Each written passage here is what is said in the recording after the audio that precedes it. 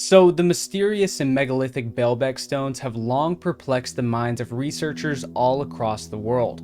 Their mysterious origins have always been shrouded in talks of ancient aliens, the lost city of Atlantis, giants, and much more. And while currently many of those claims can't be proven or disproven, we must face the reality that all across the ancient world, we see the remnants of genius civilizations that built a plethora of colossal structures in honor of their gods or some other unforeseen lost purpose. And today, we travel back to the ancient world of Baalbek.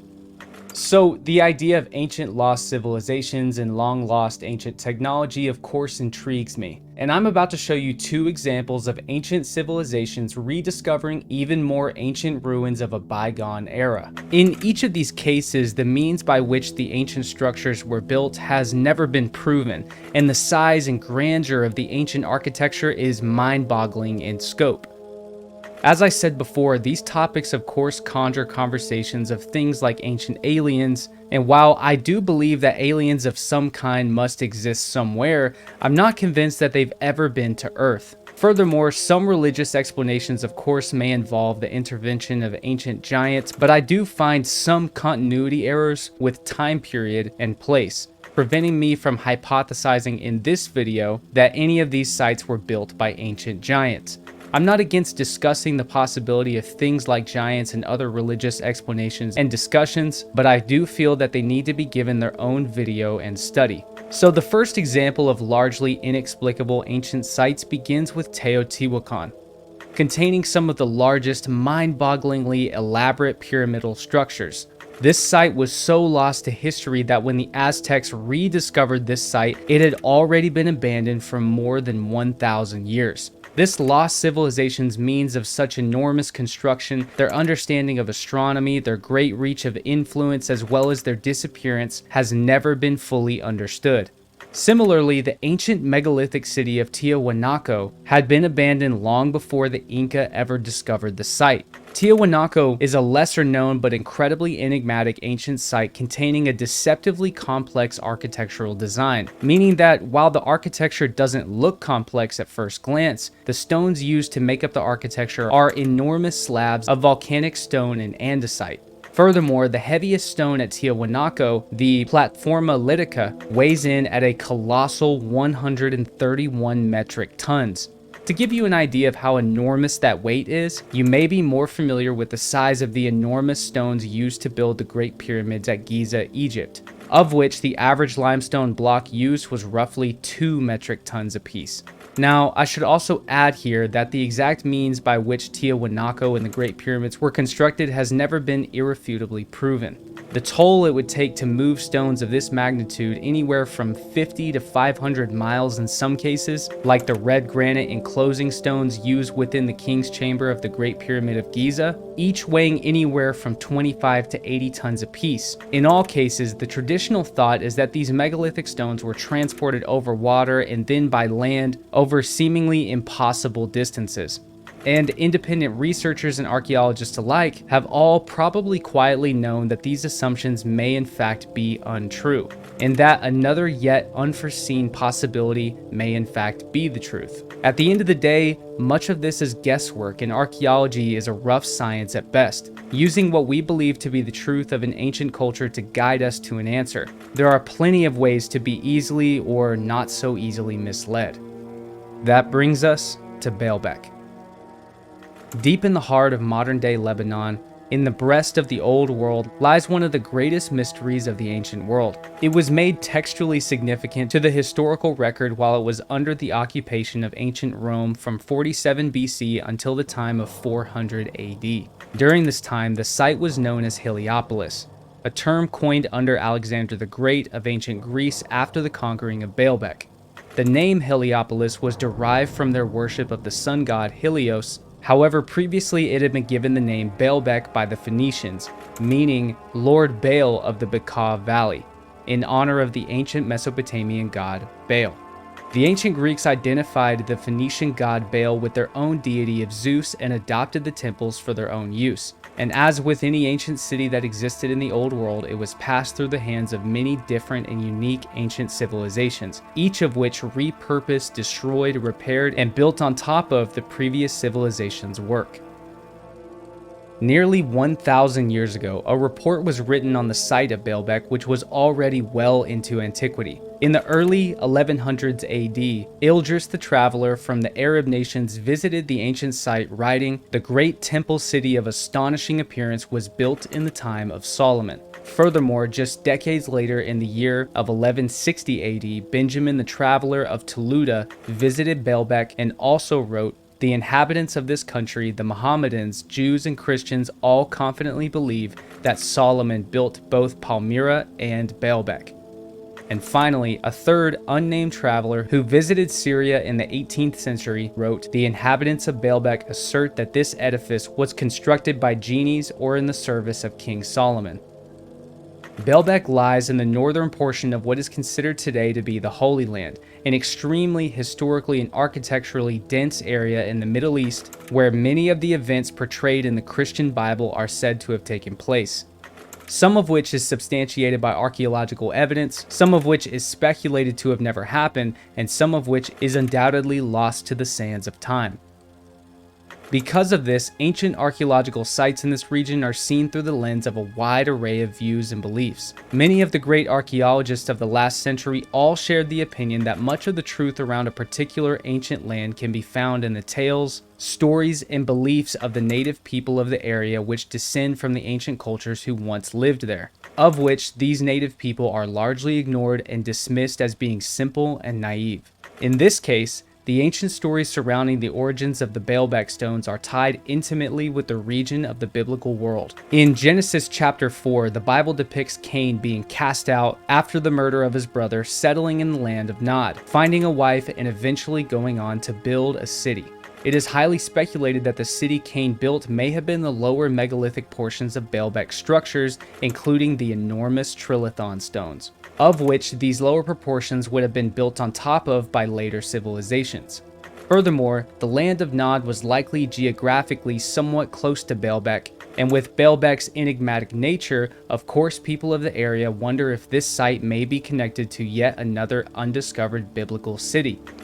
It is also speculated that while the Romans did occupy and construct monuments within the city at one time, they may and likely were not the originators of the city itself. Much archaeological evidence has lent itself towards the fact that Baalbek has a deep and cloudy origin. Ancient Rome was far from the first and even further from the only ancient civilization to occupy the area of Baalbek. Roman occupation of Baalbek began and ended in roughly 47 BC to 400 AD. Before that, Greece had conquered the area in 331 BC. 200 years before that, the Persians conquered Baalbek in 539 BC, and before that, the Phoenicians settled the area all the way back from 1200 BC down to the time of the Persians. And before that, the Canaanites settled the land as far back as 300 BC. Now, the definitive lines between these cultures and when they settled the area are blurred, but many ancient civilizations settled in the area, leading to an innumerable amount of conclusions as to who the builders of these megalithic aspects of the city are. Interestingly, the Phoenicians, one of the most prolific and intelligent ancient cultures to ever exist, are known for giving the site Baalbek its name in the honor of Baal, whom is also mentioned in biblical text. The Phoenicians are also thought of as one of the descendants or relatives of the enigmatic and mysterious Sea People. One of, if not the only example of an ancient nautical civilization, meaning that they had, to my understanding, no physical land to call their own. The entire civilization existed aquatically, within an incomprehensibly massive fleet of ancient ships who sailed to and invaded several influential ancient countries like Anatolia, Syria, and even ancient Egypt between the years 1200 to 900 BC. The recognized intellectual and architectural achievements of the Phoenicians and Sea People are so considerable that many independent researchers, including archaeologists, although they may never publicly speak about it, theorize that the Phoenicians may have been sophisticated enough to travel across the Atlantic Ocean to, perhaps unintentionally, be the first civilization to make contact in the New World. This theory is derived from an enigmatic Olmec scripture found in the ancient Mesoamerican city of Levanto. Known today as Monument 13, the sculpture depicts a man wearing what many people see as a turban, alongside a beard on his face. This is an enigma because the Olmec people of southern Mexico were completely incapable of growing facial hair, and turbans are not depicted anywhere else within the Mesoamerican world. Furthermore, archaeological evidence suggests that the city of Levanto was first settled from 1750 BC until 400 BC. The period in which the Phoenicians and Sea People sailed the ocean falls exactly within the earlier periods of Levanto. Many people see it as perfectly plausible that the man depicted on Monument 13 may have been the depiction of a visitor from a distant Phoenician land. And lastly, the suggestion that the lower megalithic blocks of Baalbek may have been constructed by an ancient Atlantean civilization predating the Younger Dryas comet impact of 9600 BC. Located in modern-day Lebanon, the ancient city of Baalbek contains the largest stones ever quarried, cut, and transported in not only ancient human history, but all of human history. The primary notoriety of ancient Baalbek comes from the 3 megalithic trilithon stones built within the walls of the Temple of Jupiter as we know it today.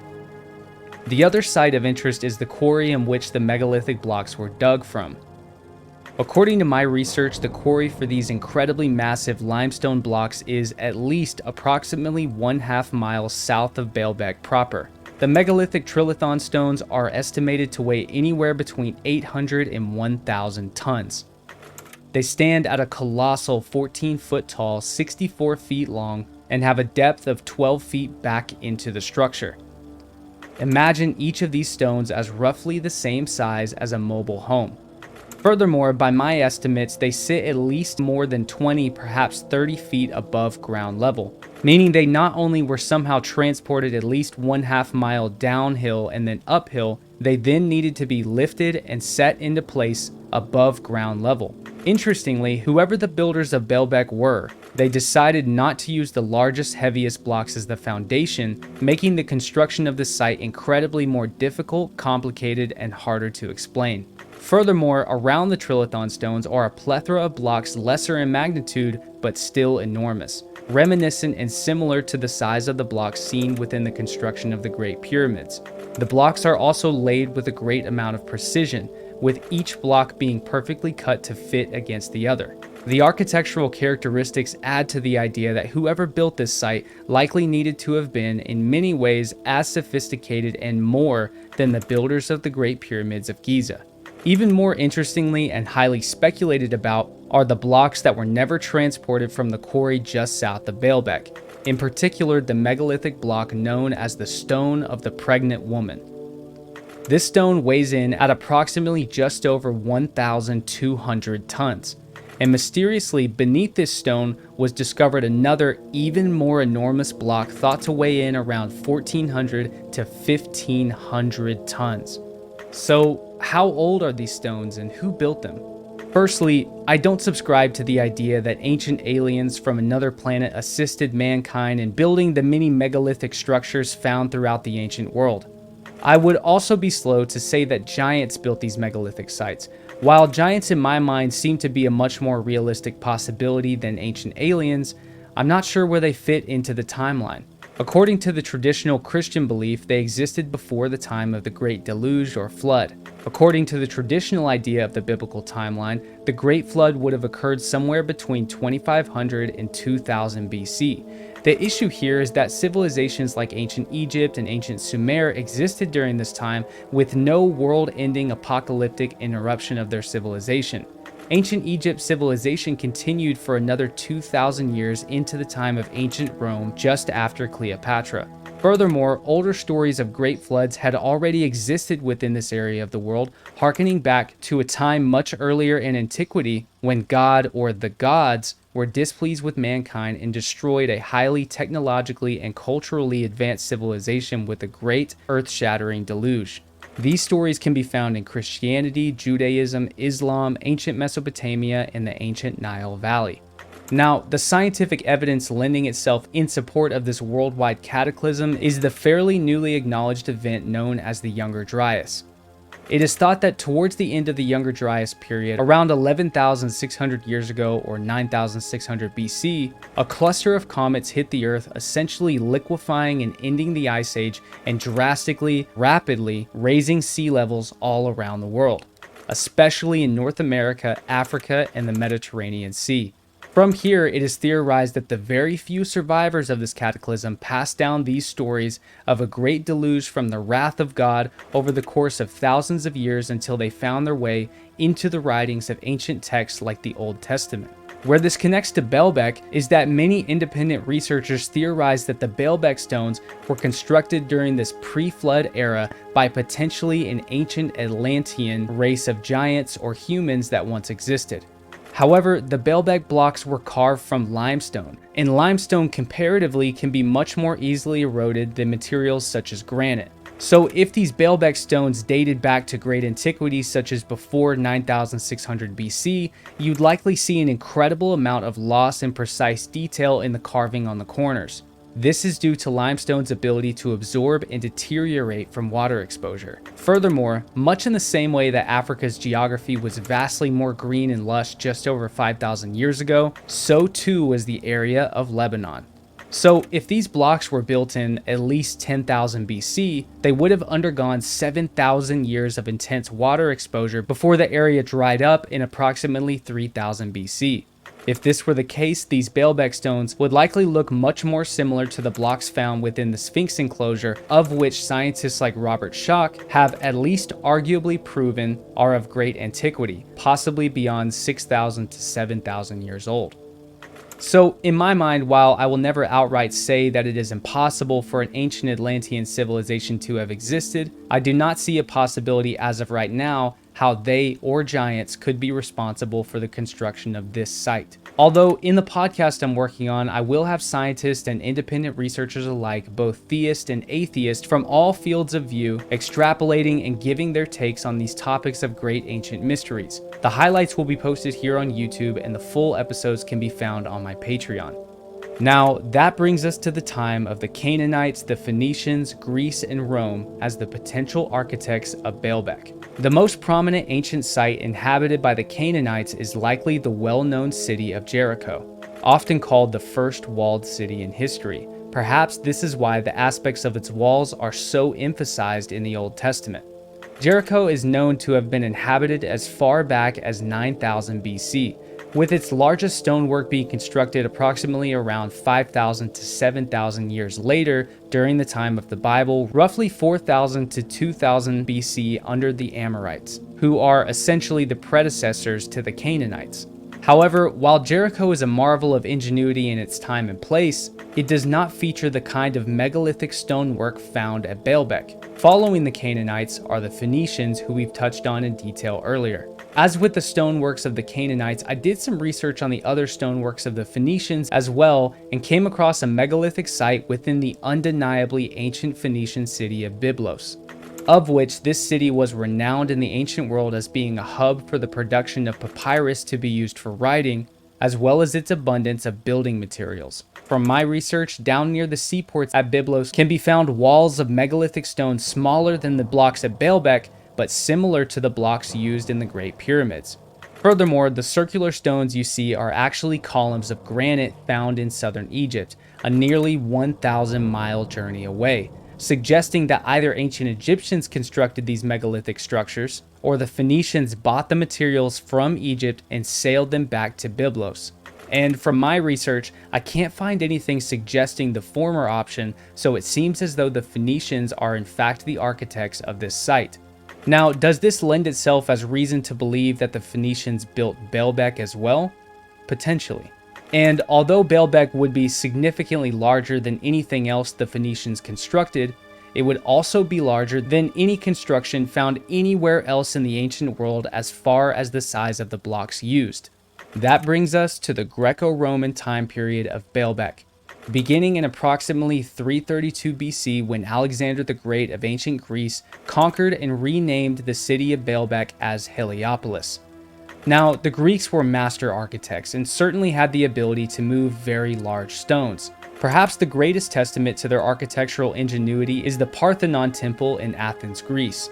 This enormous ancient temple stands at nearly 40 feet tall and is almost entirely built out of Pentelic marble. However, the stone blocks cut and used to build the temple only weigh between 1 to 7 tons. And this was one of the largest temples ever constructed during the time of ancient Greece. And finally, while in traditional archaeological theory, all roads point to Rome in regards to the construction of Baalbek, the Romans had similar capabilities to the Greeks, and they built many of the ancient wonders we still recognize today. And the archaeological evidence in support of the Romans being the architects of Baalbek include writings from Roman historians Strabo and Pliny, both of which mention the size, scale, and grandeur of the Roman construction taking place at Baalbek. The architectural style surrounding the megalithic stones at Baalbek, such as the enormous columns, are certainly Roman, and many of the coins found in and around the site are ancient Roman coins as well. This would lead one to make a safe archaeological and scientific assumption that Rome would be responsible for the megalithic construction at Baalbek. However, I find that archaeological evidence weak at best. The strongest piece of potential evidence in favor of the Roman construction is the remnant of a Roman column found beneath the trilithon stones. However, it is highly speculated that it was a repurposed column used to bolster and repair the infrastructure far, far after its construction. Furthermore, it still does not answer the question of how the structures were built and gives no example of the means by which ancient Rome had the ability to quarry, cut, and transport limestone blocks weighing over at least 800 tons. But nowhere else in any of the other ancient cultures listed earlier do we find those answers either. It would appear that somewhere amidst the inhabitation of ancient Baalbek, some kind of archaeological technology existed that is lost to us today. And Baalbek is just one example of this. The Osirian Temple, the Sphinx Temple, the Great Pyramids of Giza and their inner granite-lined chambers, the Red Pyramid, even on the other side of the world in places like ancient Peru, the massive megalithic doorways and walls of Sacsayhuaman and the megalithic walls at Machu Picchu, even the Olmec heads in ancient Mexico. There were clearly perhaps several forms of ancient higher technologies giving ancient people the capabilities of quarrying, cutting, transporting, and lifting massive megalithic stones across vast distances of hundreds of miles through water and mountain ranges to their destinations, where many times they would then be lifted vertically into place.